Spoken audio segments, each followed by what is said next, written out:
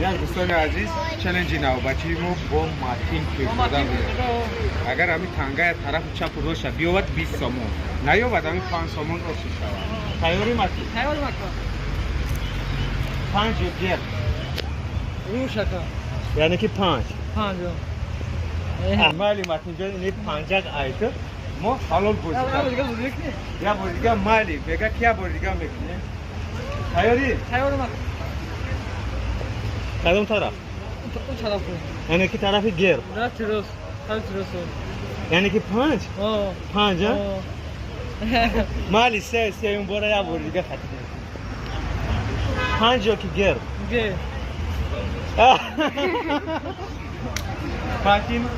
ماتین 5 سومون حلال کرد ولی ما نومید نمیکنم 20 سومون هم قانون میتیم و شما موفقیت و سربلندی ماتین پیرزاده شما پیش